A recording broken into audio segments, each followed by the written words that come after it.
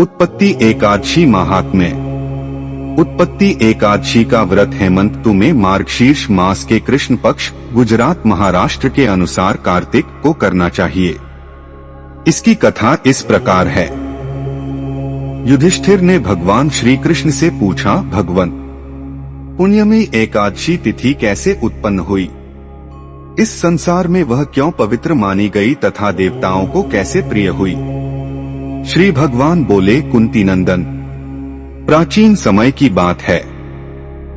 सत्ययुग में मुर नामक दानव रहता था।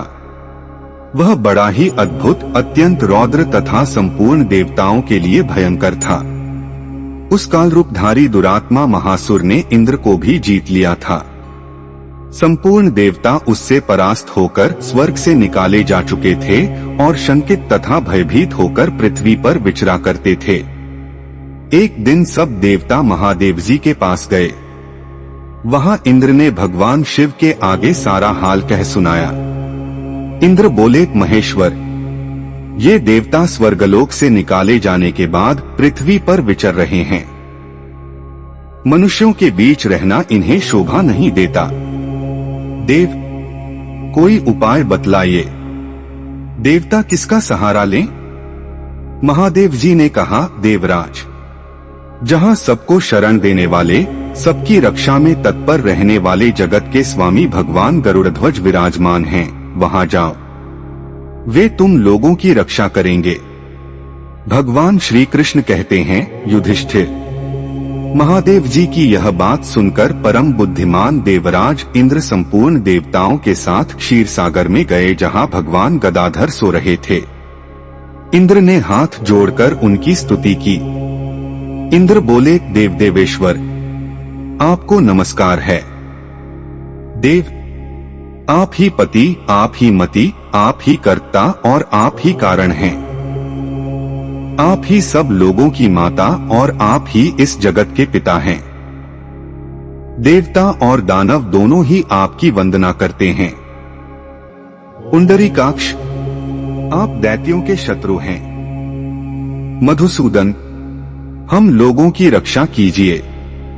प्रभो जगन्नाथ, अत्यंत उग्र स्वभाव वाले महाबली मुर नामक दैत्य ने इन संपूर्ण देवताओं को जीतकर स्वर्ग से बाहर निकाल दिया है। भगवन, देव देवेश्वर, शरणागत वत्सल, देवता भयभीत होकर आपकी शरण में आए हैं। दानवों का विनाश करने वाले कमलनयन, भक्त वत्सल, देव देवेश्वर, जनार्दन, हमारी रक्षा कीजिए, रक्षा कीजिए। भगवन, शरण में आए हुए देवताओं की सहायता कीजिए। इंद्र की बात सुनकर भगवान विष्णु बोले, देवराज, यह दानव कैसा है? उसका रूप और बल कैसा है तथा उस दुष्ट के रहने का स्थान कहाँ है? इंद्र बोले, देवेश्वर, पूर्व काल में ब्रह्मा जी के वंश में तालजंघ नामक एक महान असुर उत्पन्न हुआ था, जो अत्यंत भयंकर था। उसका पुत्र मुर दानव के नाम से विख्यात है। वह भी अत्यंत उत्कट, महापराक्रमी और देवताओं के लिए भयंकर है। चंद्रावती नाम से प्रसिद्ध एक नगरी है, उसी में स्थान बनाकर वह निवास करता है। उस दैत्य ने समस्त देवताओं को परास्त करके उन्हें स्वर्गलोक से बाहर कर दिया है। उसने एक दूसरे ही इंद्र को स्वर्ग के सिंहासन पर बैठाया है। अग्नि, चंद्रमा, सूर्य, वायु तथा वरुण भी उसने दूसरे ही बनाए हैं। जनार्दन, मैं सच्ची बात बता रहा हूँ। उसने सब कोई दूसरे ही कर लिए हैं। देवताओं को तो उसने उनके प्रत्येक स्थान से वंचित कर दिया है। इंद्र की यह बात सुनकर भगवान जनार्दन को बड़ा क्रोध आया। उन्होंने देवताओं को साथ लेकर चंद्रावती नगरी में प्रवेश किया। भगवान गदाधर ने देखा कि दैत्यराज बारंबार गर्जना कर रहा है और उससे परास्त होकर संपूर्ण देवता दसों दिशाओं में भाग रहे हैं। अब वह दानव भगवान विष्णु को देखकर बोला, खड़ा रह, खड़ा रह। उसकी यह ललकार सुनकर भगवान के नेत्र क्रोध से लाल हो गए। वे बोले, अरे दुराचारी दानव, मेरी इन भुजाओं को देख, यह कहकर श्री विष्णु ने अपने दिव्य बाणों से सामने आए हुए दुष्ट दानवों को मारना आरंभ किया। दानव भय से विह्वल हो उठे। पांडुनंदन। तत्पश्चात श्री विष्णु ने दैत्य सेना पर चक्र का प्रहार किया। उससे छिन्न भिन्न होकर सैकड़ों योद्धा मौत के मुख में चले गए। इसके बाद भगवान मधुसूदन बद्रिकाश्रम को चले गए। वहां सिंहावती नाम की गुफा थी जो 12 योजन लंबी थी। पांडुनंदन। उस गुफा में एक ही दरवाजा था। भगवान विष्णु उसी में सो गए। वह दानव मुर भगवान को मार डालने के उद्योग में उनके पीछे पीछे तो लगा ही था। अत उसने भी उसी गुफा में प्रवेश किया। वहां भगवान को सोते देख उसे बड़ा हर्ष हुआ। उसने सोचा, यह दानवों को भय देने वाला देवता है। अत निसंदेह इसे मार डालूंगा। युधिष्ठिर। दानव के इस प्रकार विचार करते ही भगवान विष्णु के शरीर से एक कन्या प्रकट हुई, जो बड़ी ही रूपवती, सौभाग्यशालिनी तथा दिव्य अस्त्र शस्त्रों से सुसज्जित थी। वह भगवान के तेज के अंश से उत्पन्न हुई थी। उसका बल और पराक्रम महान था। युधिष्ठिर। दानवराज मुर ने उस कन्या को देखा। कन्या ने युद्ध का विचार करके दानव के साथ युद्ध के लिए याचना की। युद्ध छिड़ गया। कन्या सब प्रकार की युद्धकला में निपुण थी। वह मुर नामक महान असुर उसके हुंकार मात्र से राख का ढेर हो गया। दानव के मारे जाने पर भगवान जाग उठे। उन्होंने दानव को धरती पर इस प्रकार निष्प्राण पड़ा देखकर कन्या से पूछा, मेरा यह शत्रु अत्यंत उग्र और भयंकर था, किसने इसका वध किया है? कन्या बोली, स्वामिन, आपके ही प्रसाद से मैंने इस महादैत्य का वध किया है। श्री भगवान ने कहा, कल्याणी, तुम्हारे इस कर्म से तीनों लोकों के मुनि और देवता आनंदित हुए हैं। अत तुम्हारे मन में जैसी इच्छा हो उसके अनुसार मुझसे कोई वर मांग लो।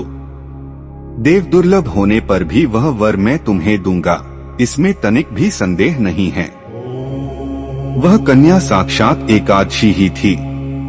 उसने कहा, प्रभो, यदि आप प्रसन्न हैं तो मैं आपकी कृपा से सब तीर्थों में प्रधान, समस्त विघ्नों का नाश करने वाली तथा सब प्रकार की सिद्धि देने वाली देवी हो।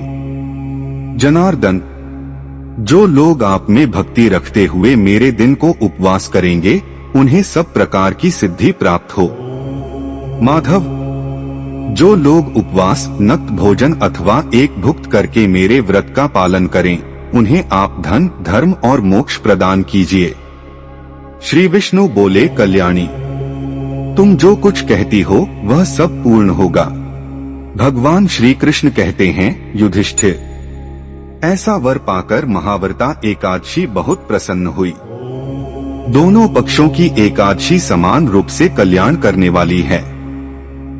इसमें शुक्ल और कृष्ण का भेद नहीं करना चाहिए। यदि उद्यकाल में थोड़ी सी एकादशी, मध्य में पूरी द्वादशी और अंत में किंचित त्रयोदशी हो तो वह त्रिस्पृशा एकादशी कहलाती है। वह भगवान को बहुत ही प्रिय है। यदि एक त्रिस्पृशा एकादशी को उपवास कर लिया जाए तो 1000 एकादशी व्रतों का फल प्राप्त होता है तथा इसी प्रकार द्वादशी में पारण करने पर 1000 गुना फल माना गया है। अष्टमी, एकादशी, षष्ठी, तृतीय और चतुर्दशी ये यदि पूर्व तिथि से विद्ध हों तो उनमें व्रत नहीं करना चाहिए। परवर्तिनी तिथि से युक्त होने पर ही इनमें उपवास का विधान है। पहले दिन में और रात में भी एकादशी हो तथा दूसरे दिन केवल प्रातः काल एक दंड एकादशी रहे तो पहली तिथि का परित्याग करके दूसरे दिन की द्वादशी युक्त एकादशी को ही उपवास करना चाहिए। यह विधि मैंने दोनों पक्षों की एकादशी के लिए बताई है। जो मनुष्य एकादशी को उपवास करता है वह वैकुंठ धाम में जाता है, जहाँ साक्षात भगवान गरुड़ध्वज विराजमान रहते हैं। जो मानव हर समय एकादशी के महात्म्य का पाठ करता है उसे 1000 गौदान के पुण्य का फल प्राप्त होता है। जो दिन या रात में भक्ति पूर्वक इस महात्म्य का श्रवण करते हैं वे निसंदेह ब्रह्महत्या आदि पापों से मुक्त हो जाते हैं। एकादशी के समान पापनाशक व्रत दूसरा कोई नहीं है।